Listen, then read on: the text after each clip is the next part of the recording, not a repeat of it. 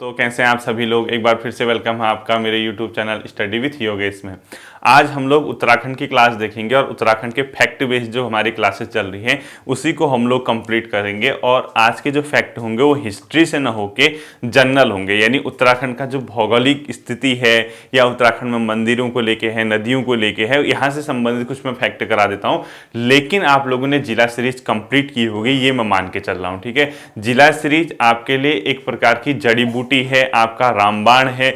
वहां अगर आपने जिला सीरीज अच्छे से तैयार की तो आपको चीजों को समझने में बहुत ज्यादा आसानी हो जाती है, ठीक है। इसीलिए मैं कहता हूं कि हमेशा अगर आप मेरे साथ नए जुड़े हैं, उत्तराखंड की तैयारी कर रहे हैं, सबसे पहले जिला सीरीज पढ़िए, उसके बाद उत्तराखंड इतिहास पढ़िए, उसके बाद उत्तराखंड इंडिविजुअल टॉपिक पढ़िए, उसके बाद इन क्वेश्चनों पे आइए। तो आप इतना मेरे साथ कर रहे हैं, इसका मात्र अगर 10% 5% अपनी ओर से आपने घर पे दिया है, किताबों को दिया है, आपके सिलेक्शन को कोई नहीं रोक सकता।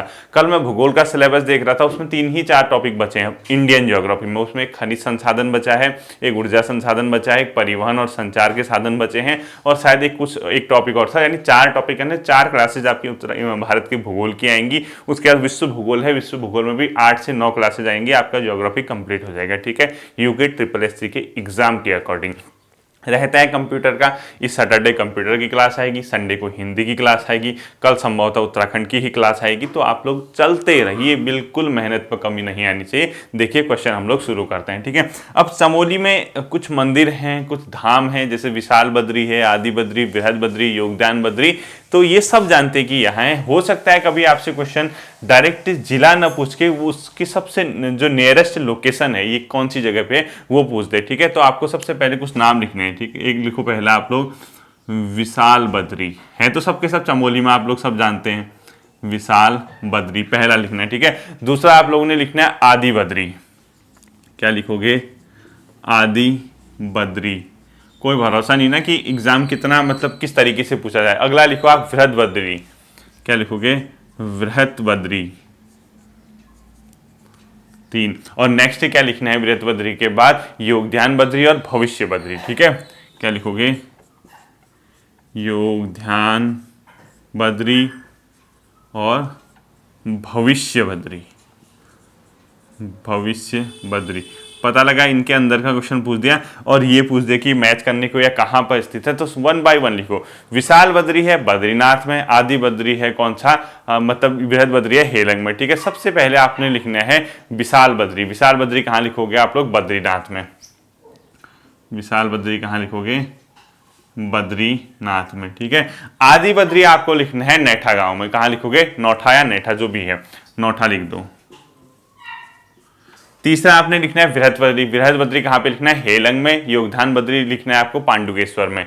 इसको लिखो आप लोग हेलंग, इसको लिखो पांडुकेश्वर, पांडुकेश्वर, ठीक है। और अंत जो लिखना है आपने भविष्य बद्री, ये लिखना है आपने जोशीमठ के पास एक जगह पड़ते सुभाई नाम का गांव, वहां पे तो जोशीमठ लिख लो, ठीक है। जोशीमठ इसको लिख लो, जोशीमठ ये लिख लेना, ब्रैकेट में लिख लो सुभाई गांव। अब देखिए ये क्यों मैंने बताया, हालांकि मैंने जिला सीरीज में भी इसका आपको आइडिया दिया होगा, ऐसा तो होगा नहीं कि मैं इसके नियरेस्ट लोकेशन से आपको रूबरू न कराऊं, बिल्कुल मैंने आपको इसको बताया होगा। तो कभी कभी क्वेश्चन क्या पूछ सकता है कि बृहद बद्री किसके निकट है, इस प्रकार से। यानी अगर वो फंसाना चाहे, उसका मन करे कि यार इन लोगों को फंसाओ आज, तो डायरेक्टेड जिले का नाम न देखे, इस प्रकार से क्वेश्चन में पूछ सकता है, ठीक है। जब आपने इतना कर ही दिया तो एक और चीज आप लोगों को लिख लेनी चाहिए कि जैसे मतलब ये बद्री वगैरह तो है ही है, एक इसके अलावा एक उर्गम में पड़ता है, उर्गम, उसका नाम है ध्यान बद्री, तो उसको भी लिख लीजिए आप, ठीक है। ध्यान बद्री कुछ भी आए अगर इनमें से तो देख लेना है। अगर ये नाम देगा तो ये उर्गम भी आ सकता है ऑप्शन में, इनके साथ आएगा तो हेलंग भी आ सकता है, तो है सबके सब चमोली में, ठीक है। ये एक पहला सीरीज आपको। अब जैसे हम लोग क्या करते हैं, हम लोग 1 लाइनर लिखने में लगे रहेंगे। हम एक क्वेश्चन इसका बना देंगे, दूसरा हम इसका बना देंगे, तीसरा हम इसका बना देंगे, चौथा, पांचवा, छठा, 6 क्वेश्चन लिख देते हैं। अब जबकि सीधे सीधे लिखो ना यार, जब तुम्हें पता है कि ये यहाँ एग्जाम में तो क्वेश्चन पूछेगा आपसे, आप टिक करके आ जाना है, ठीक है। तो इस प्रकार से नेक्स्ट क्वेश्चन आपने लिखना है कि नंदा देवी राजराजेश्वरी मंदिर कहाँ पर स्थित है, ठीक है। कौन सा लिखोगे? नंदा देवी राजराजेश्वरी मंदिर। तो अगला क्वेश्चन लिखो नंदा देवी राजराजेश्वरी मंदिर, राजेश्वरी मंदिर अगर कहाँ है पूछता है तो ये भी अपने आप में कौन सी जगह पड़ता है, चमोली में। और चमोली में कुरुल नाम का एक गांव है, वहां पर ये पड़ता है। ठीक है, तो कुरुल चमोली लिख दो, कुरुल चमोली।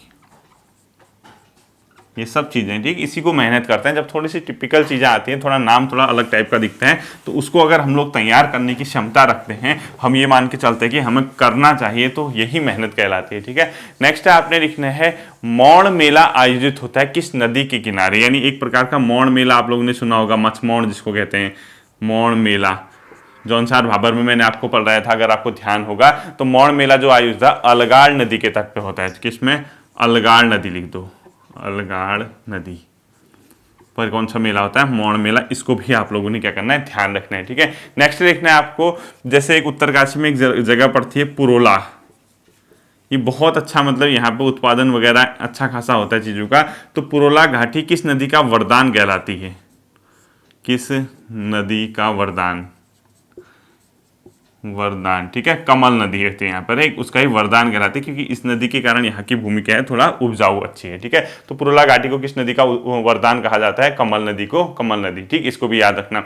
अब देखना है एक क्वेश्चन आप लोगों ने सुना होगा, जिससे मैंने 52 गढ़ आप लोगों को पढ़ाए थे, अगर आपको ध्यान होगा, उसमें एक चांदपुर गढ़ हुआ करता था, जो कि सबसे प्राचीन गढ़ था, भानु प्रताप ने वहाँ पर शासन किया था। तो अगर कभी आपसे पूछता है चांदपुर गढ़ी, चांदपुर गढ़ी किस नदी के तट पर स्थित है, यानी किस चांदपुर गढ़ी किस नदी के निकट स्थित है, तो इसका आंसर होगा आटागाड़। ठीक है, आटागाड़।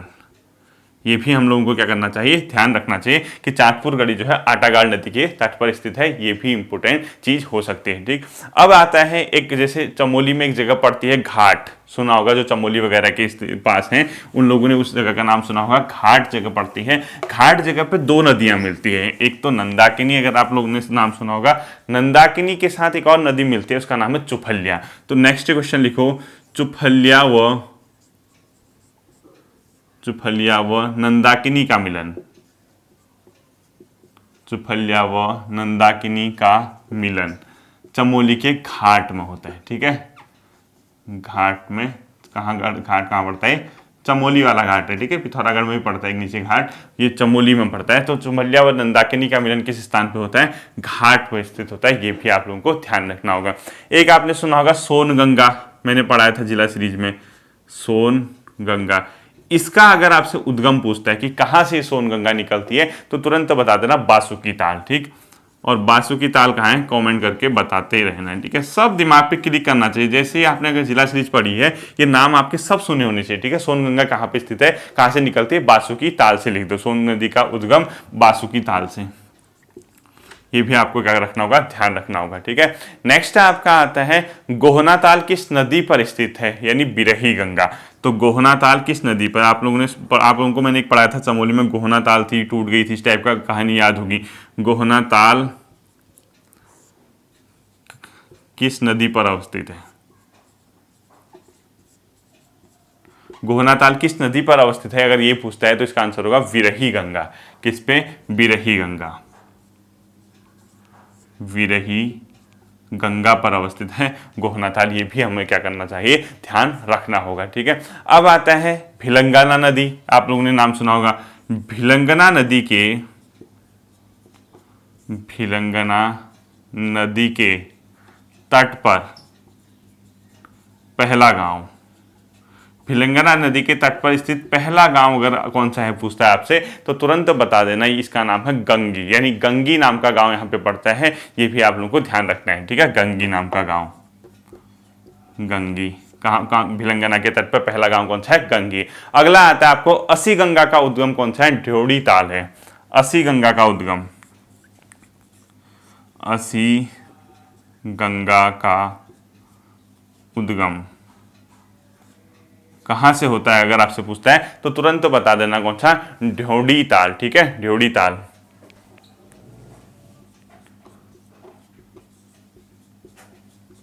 ये होता है असी गंगा का उद्गम होता है, ये भी हमें रखना होगा यार। ठीक, अब देखो हम लोगों ने जैसे आदि बद्री वगैरह पढ़ा था, उसमें आदि बद्री कितने मंदिरों का समूह है, आदि बद्री समूह कितने मंदिरों का है, 16 मंदिरों का, 16 मंदिरों का समूह है, ठीक है। आदि बद्री, ये भी हमें क्या करना है, ध्यान रखना है कि आदि बद्री कितने मंदिरों का समूह है, 16 मंदिरों का समूह है।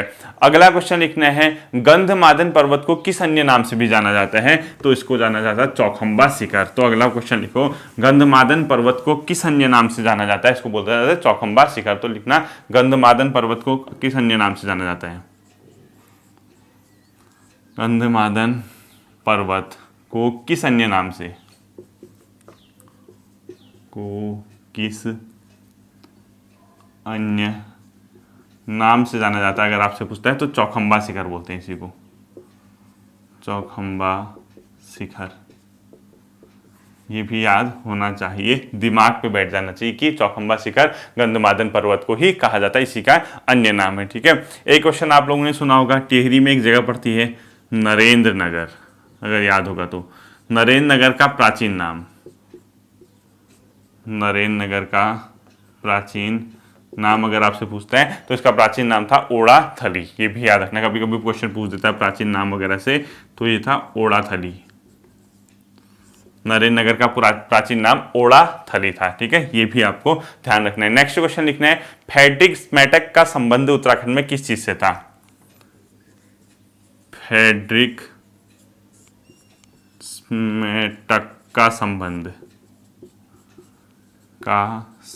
ये थे तितली विशेषज्ञ, ठीक है। किससे संबंधित थे, तितली विशेषज्ञ, तितली विशेषज्ञ से इनका क्या था, संबंध था, ये भी याद रखना। और इसी प्रकार से एक क्वेश्चन और है, टीजी लॉन्ग स्टाफ का संबंध किससे था, पर्वतारोही, क्योंकि इनका संबंध भी उत्तराखंड से रहा है। तो टीजी लॉन्ग स्टाफ का संबंध पर्वतारोहण, क्योंकि इनका संबंध भी कहीं उत्तराखंड से रहा, तो इसलिए मैंने यहाँ पे करा दिया इसको, पर्वतारोहण से इनका संबंध था। ये भी आपको क्या करना है, याद रखना होगा, ठीक है। अब हमें एक क्वेश्चन लिखना है, आपने एक नाम सुना होगा एटकिंसन, प्राचीन इतिहासकार थे यहाँ पर एटकिंसन। एटकिंसन ने किस स्थान को, एटकिंसन ने किस स्थान को गोल्डन वैली कहा, गोल्डन वैली कहा, ठीक है। तो ये कहा था बागेश्वर को। ये भी ध्यान रखना कि जो बागेश्वर का इलाका है, एटकिंसन ने उसको क्या कहा था, गोल्डन वैली नाम से संबोधित किया था। ये क्वेश्चन इंपोर्टेंट अपने आप में रह सकता है, ठीक है। एटकिंसन ने किस स्थान को गोल्डन वैली कहा था, बागेश्वर को। अगला लिखना है आपको, हेमकुंड साहिब का अन्य नाम क्या है, लोकपाल। क्या लिखोगे, हेमकुंड साहिब का अन्य नाम, हेमकुंड साहिब चमोली, हाँ, का अन्य नाम क्या है, लोकपाल भी बोलते हैं इसको। ये भी क्या रखना होगा, याद रखना होगा, इसको लोकपाल भी बोला जाता है। एक बहुत प्रसिद्ध क्वेश्चन आपको मैं बता देता हूँ, नाग मंदिर है एक सेम मुखेम, तो ये सेम मुखेम मंदिर का संबंध है, सेम मुखेम जो मंदिर है वो प्रसिद्ध नाग मंदिर है, ये याद रखना, ठीक है। सेम मुखेम ये क्या है, एक नाग मंदिर है, नाग देवता का क्या है, मंदिर है।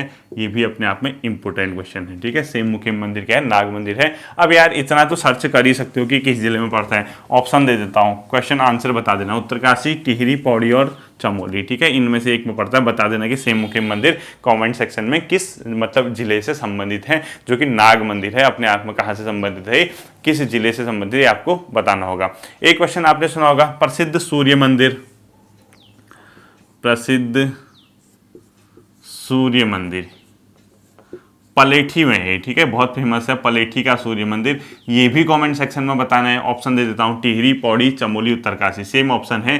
तो ये पलेठी का सूर्य मंदिर किस जिले में पड़ता है, ये भी याद रखना है। और पलेठी में किस देवता का मंदिर है, सूर्य मंदिर, ये भी पता चल जाएगा आपको, ये किस जिले में पड़ता है, आपको ये भी याद रखना है। ऑप्शन टिहरी, पौड़ी, उत्तरकाशी और चमोली, ठीक है, ये ध्यान रखना। एक क्वेश्चन लिखो, बद्रीनाथ मंदिर जो है किस उस पर्वत पे है, बद्रीनाथ मंदिर किस पर्वत पे है, अगर आपसे पूछते हैं तो तुरंत क्या बताओगे आप लोग, नारायण पर्वत। नर और नारायण है ना, नारायण पर्वत पे। ये भी क्या करना है, ध्यान रखना है कि बद्रीनाथ मंदिर किस पर्वत पे है, नारायण पर्वत पे, याद रखना, ठीक है। अगला लिखो, सर्वाधिक चावल मिलें किस जिले में है, सर्वाधिक चावल मिल किस जिले में है? यूएस नगर, उधम सिंह नगर। यूएस नगर में सर्वाधिक चावल की मिलें हैं उत्तराखंड में, ये भी आपको क्या करना होगा? ध्यान रखना होगा। ठीक है, अगला लिखो, तीलू रौतेली की प्रतिमा किस स्थान पे बनाई गई है? बिरोखाल। तीलू रौतेली की प्रतिमा कहाँ बनाई गई है? बिरोखाल में, बिरोखाल। ठीक है, ये भी याद रखना कि तीलू रौतेली की प्रतिमा कहाँ है? बिरोखाल में। अगला क्वेश्चन लिखना है, उत्तरकाशी किस पर्वत की जड़ पे है? उत्तरकाशी किस पर्वत के तल पे है, यानी किस पर्वत के तल पे है? तो कौन सा है? वरुणावत पर्वत, वरुणावत पर्वत। ठीक है, ये सब के सब वन लाइनर है, कोई कॉन्सेप्ट नहीं रहता इनको, ये आपके पढ़नी चाहिए। अब अगला क्वेश्चन लिखना है, किस वर्ष को पर्वतों का अंतर्राष्ट्रीय वर्ष मनाया गया था? इसको मोस्ट इंपोर्टेंट कर देना। किस वर्ष को पर्वतों का अंतर्राष्ट्रीय वर्ष मनाया गया था? किस वर्ष को पर्वतों का अंतर्राष्ट्रीय वर्ष, पर्वतों का अंतर्राष्ट्रीय वर्ष के रूप में मनाया गया था? ये मनाया गया था अपने आप में सन 2002 को। ये इंपॉर्टेंट क्वेश्चन है, किस वर्ष को पर्वतों का अंतर्राष्ट्रीय वर्ष मनाया गया था? सन 2002 को। ठीक है, अगला क्वेश्चन आपने लिखना है, राहु मंदिर कहाँ स्थित है? पैठानी में। ये भी कमेंट करके बताना कि पैठानी कहाँ पड़ता है। राहु मंदिर पैठानी में अवस्थित है। ठीक है, राहु मंदिर कहाँ अवस्थित है? पैठानी में अवस्थित है, ये भी आप लोगों को ध्यान रखना है। नेक्स्ट क्वेश्चन लिखना है, मसूरी जो कि वन ऑफ द ओल्डेस्ट नगर पालिका है, इसकी स्थापना, मसूरी नगर पालिका, मसूरी नगर पालिका ये कब की है? 1842 की, 1842 की है। ये भी क्वेश्चन आप लोगों को ध्यान रखना है। ठीक है, नेक्स्ट लिखना है, जोशियारा झील उत्तरकाशी में, जोशियारा झील कहाँ अवस्थित है? उत्तरकाशी में। जोशियारा झील कहाँ है? उत्तरकाशी में, ये भी आप लोगों को ध्यान रखना है। ठीक है, अगला क्वेश्चन लिखना है, उत्तराखंड वाद्य यंत्र ढोल कब घोषित किया गया था? उत्तराखंड राज्य वाद्य यंत्र, उत्तराखंड का जो राज्य वाद्य यंत्र है, बजाने वाला वाद्य यंत्र, ये था ढोल है मतलब। ठीक है, और ये कब घोषित हुआ? सन 2015 में। 2015 में इसको उत्तराखंड का वाद्य यंत्र घोषित किया गया था। ठीक है, इससे आगे का क्वेश्चन देखो, क्वेश्चन आपको लिखना है, दसौली ग्राम स्वराज संघ की स्थापना। ठीक है, ये मैंने आपको पहले भी पढ़ाया था, दसौली ग्राम स्वराज संघ की स्थापना ये किसने किया था? सीपी भट्ट। सीपी भट्ट मतलब चंद्र प्रसाद भट्ट जी ने इसकी स्थापना की थी 1964 में। ये हमेशा से इंपॉर्टेंट क्वेश्चन रहा है। ठीक है, इसको हमेशा ध्यान रखना। 1964 किसने की थी? सीपी भट्ट जी ने। और कहाँ की थी ये? गोपेश्वर में, गोपेश्वर में। ठीक है, ये क्वेश्चन भी आप लोग क्या करोगे? ध्यान रखोगे। दसौली ग्राम स्वराज संघ की स्थापना किसने की? चंद्र प्रसाद भट्ट जी ने। ठीक है, अब मैं आपको एक चीज बताता हूँ, गढ़वाल जैसे कुमाऊं में आप लोगों ने देखा होगा एक मकर संक्रांति के समय में, जैसे हम लोग ये उत्तरायणी वगैरह का मेला होता है बागेश्वर में, तो उसी दौरान गढ़वाल में तो खैर मकर संक्रांति में एक अलग चीज टाइप के कल्चर है, वहाँ पे एक संक्रांत बनाई जाती है जिसको खिचड़ी संक्रांत बोलते हैं, यानी वो खिचड़ी वगैरह बनाते हैं मांस की। तो अगर क्वेश्चन ये पूछता है गढ़वाल में किस अवसर पर खिचड़िया संक्रांत मनाया जाता है, तो आप लोगों को क्या बताना होगा? मकर संक्रांति। ठीक है, तो क्वेश्चन देखो, गढ़वाल में किस अवसर पर, गढ़वाल में किस अवसर पर खिचड़िया संक्रांत मनाया जाता है? मनाया जाता है। ठीक है, तो इसको क्या लिखोगे? मकर संक्रांति। जनवरी में होती है ना, 12, 13, 14 जनवरी, मकर संक्रांति। मकर संक्रांति के समय इसमें क्या मनाया जाता है? खिचड़िया संक्रांत मनाया जाता है, ये याद रखना है। ठीक है, खिचड़िया संक्रांत, संक्रांत लिख दो, संक्रांत लिख दो, इसको संक्रांत लिख देना। ठीक है, खिचड़िया संक्रांत मनाया जाता है तो मकर संक्रांति के अवसर पे। नेक्स्ट क्वेश्चन आपने लिखना है, उत्तराखंड में सर्वाधिक लंबे समय तक चलने वाला मेला कौन सा है? पूर्णागिरि। तो लिखो, उत्तराखंड में सर्वाधिक लंबे समय तक, उत्तराखंड में सर्वाधिक लंबे समय तक चलने वाला मेला कौन सा लिखोगे? पूर्णागिरि का मेला। उत्तराखंड में कहाँ लगता है पूर्णागिरि मेला? टनकपुर के पास। ठीक है, याद ही होगा। उत्तराखंड में सबसे लंबे समय तक चलने वाला मेला कौन सा पूछता है? पूर्णागिरि मेला। ठीक है, एक फेमस क्वेश्चन और है, उत्तराखंड में किस स्थान पर कत्था फैक्ट्री अवस्थित है? कत्था फैक्ट्री अवस्थित है तो हल्द्वानी में। ठीक है, ये ऐसे क्वेश्चन है जो मैंने आपको पहले नहीं कराए, ठीक है, इसमें एक आध क्वेश्चन कराए भी होंगे, लेकिन उत्तराखंड में कत्था फैक्ट्री कहाँ अवस्थित है, हल्द्वानी। बहुत बेसिक क्वेश्चन है, ये याद रखना। नेक्स्ट क्वेश्चन, इसको इंपोर्टेंट करना, उत्तराखंड में किस स्थान पर, पूरा लिखना है, ठीक है आप लोग, उत्तराखंड में किस स्थान पर वन्य जीव संरक्षण, उत्तराखंड में किस स्थान पर वन्य जीव संरक्षण एवं प्रशिक्षण केंद्र, वन्य जीव संरक्षण प्रशिक्षण केंद्र यानी ट्रेनिंग दी जाती है, वन के जो जीव होते हैं, जीव जंतु होते हैं फॉरेस्ट में, उनको कैसे बचाना है, उनको कैसे रक्षा करनी है, उसके लिए ट्रेनिंग, यानी वन्य जीव संरक्षण प्रशिक्षण केंद्र कहाँ स्थित है, अगर आपसे पूछता है तो आप लोग सीधे सीधे उसको आंसर बता दोगे, कालागढ़ में, ठीक है। तो कहाँ स्थित है, कालागढ़ में, इसको इंपोर्टेंट कर देना, कालागढ़, ये ध्यान रखना है, ठीक है। अगला क्वेश्चन आपको लिखना है इसके बाद, हनुमान चट्टी जो उत्तरकाशी में हो, किन दो नदियों के पास तट संगम पे है, हनुमान चट्टी, ब्रैकेट में कर दोगे उत्तरकाशी, ठीक है, उत्तरकाशी, ये किन दो नदियों के संगम पे अगर आपसे पूछता है तो बता दोगे यमुना के साथ साथ हनुमान गंगा, यमुना प्लस हनुमान गंगा, यमुना प्लस हनुमान गंगा पे, ठीक है। ये भी आपको क्या करना है, ध्यान रखना है कि कहाँ स्थित है, हनुमान चट्टी उत्तरकाशी में, यमुना और हनुमान गंगा पे अवस्थित है। अगला एक इंपोर्टेंट क्वेश्चन, आंचलिक विज्ञान केंद्र, आंचलिक मतलब रीजनल एक प्रकार से समझ लीजिए, जो क्षेत्रीय जिसको कहते हैं, आंचलिक विज्ञान केंद्र, साइंस का जो सेंटर है, की स्थापना किस स्थान पे की गई है, देहरादून में। आंचलिक विज्ञान केंद्र की स्थापना कहाँ की गई है, देहरादून में की गई, ये ध्यान रखना। और ये आंचलिक जो केंद्र बना था, इसमें बना था 3 फरवरी सन 2016 को, इसको याद रखना है, ठीक है, 3 फरवरी 2016 को आंचलिक विज्ञान केंद्र की स्थापना हुई थी।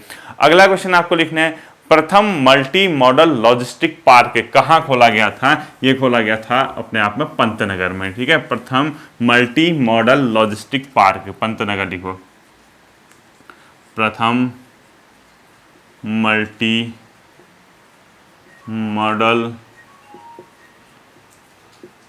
लॉजिस्टिक पार्क, ये कहाँ खोला गया था, पंतनगर में, पहले खोला गया था, ठीक है, सुरेश प्रभु जी द्वारा शायद इसका उद्घाटन किया था, पंतनगर। लेकिन आपसे तो क्वेश्चन नहीं सीधे पूछेगा ना, प्रथम मल्टी मॉडल लॉजिस्टिक पार्क कहाँ खोला गया था, पंतनगर में, इसको भी आपने क्या करना है, ध्यान रखना है, ठीक है। अगला क्वेश्चन लिखना है, उमा कहाँ स्थित है, उमा मतलब उत्तराखंड म्यूजियम व आर्ट गैलरी, ठीक है, इसका फुल फॉर्म है Uttarakhand museum and art gallery, यानी उमा कहाँ स्थित है, आप लोग बता दोगे देहरादून में, Uttarakhand museum and art gallery, Uttarakhand museum and art gallery, ठीक है, म्यूजियम व एवं आर्ट गैलरी, आर्ट गैलरी, ये कहाँ अवस्थित है, देहरादून में, देहरादून में, ठीक है, उत्तराखंड म्यूजियम एवं आर्ट गैलरी यानी उमा कहाँ अवस्थित है, देहरादून में। इसी क्रम में एक क्वेश्चन लिख लो, उमा देवी का प्रसिद्ध मंदिर कहाँ अवस्थित है, वो है कर्णप्रयाग में, उमा देवी मंदिर, उमा देवी मंदिर, ये कहाँ है, कर्णप्रयाग में, कर्णप्रयाग कहाँ पड़ता है, चमोली में, कर्णप्रयाग किन दोनों की नदियों के तट पे है, पिंडारी और अलकनंदा, ठीक है। और कार्तिक स्वामी का मंदिर भी लिखो, बहुत फेमस है रुद्रप्रयाग में, कार्तिक स्वामी का मंदिर, कार्तिक स्वामी का जो मंदिर है वो कहाँ अवस्थित है, रुद्रप्रयाग जनपद में, ये भी क्या करना होगा, आपको ध्यान रखना होगा, ठीक है, रुद्रप्रयाग जनपद में है। अगला क्वेश्चन लिखना है आपको, काठ बद्री मेला कहाँ लगता है, खिरसू में, पौड़ी में, काठ बद्री मेला, काठ बद्री मेला ये लगता है खिरसू में, खिरसू, और ये पड़ता कहाँ, पौड़ी। और खिरसू के अलावा अगर कोई गांव का ही नाम पूछ देगा तो बता देना कोठगी गांव में, कहाँ, कोठगी गांव, कोठगी गांव, ये क्या लगता है अपने आप में, काठ बद्री का मेला लगता है, आप लोगों को ये ध्यान रखना होगा, ठीक है। तो ये आपके क्वेश्चन हो गए। इसके अलावा आपका कुछ और क्वेश्चन में मतलब जैसे हैं 2-4 क्वेश्चन और लिखे, उत्तराखंड में लोक वार्ता को क्या कहा जाता है, उसको बोला जाता है पंडुली। तो उत्तराखंड में लोक वार्ता क्या कहलाती है, पंडुली, उत्तराखंड में लोक वार्ता को क्या कहते हैं, पंडुली, ये भी क्या करना होगा, आपको ध्यान रखना होगा, ठीक है। उत्तराखंड में लोक वार्ता क्या कहलाती है, पंडुली कहलाती है। ये क्वेश्चन ये भी आपका इंपॉर्टेंट है, ठीक है। गढ़वाल व कुमाऊं का सीमावर्ती क्षेत्र क्या कहलाता है, यानी दोनों की बाउंड्री, आधा गढ़वाली कल्चर आधा कुमाऊनी कल्चर, तो दोनों का जो सीमावर्ती क्षेत्र होगा, दोसांध, गढ़वाल व कुमाऊं का सीमावर्ती क्षेत्र, वो कुमाऊं का सीमावर्ती बाउंड्री इलाका, ठीक है, क्षेत्र, इसको किस नाम से जाना जाता है, ये कहा जाता है अपने आप में दुसांध नाम से इसको जाना जाता है, ठीक है। दुसांध, दोनों का जो बाउंड्री का इलाका होगा जहां दोनों कल्चर मिलते हैं उसको दुसांध, यानी उस इलाके को, उस क्षेत्र को कहा जाता है। बटर फेस्टिवल किस बुग्याल में मनाया जाता है, मक्खन की होली, मक्खन का खेल, तो दयारा। बटर फेस्टिवल कहाँ, दयारा बुग्याल में, दयारा बुग्याल में, ठीक है। ये भी आपको ध्यान रखना होगा, बटर फेस्टिवल कहाँ होता है, दयारा बुग्याल में। नेक्स्ट क्वेश्चन, देहरादून में तार सेवा 1865,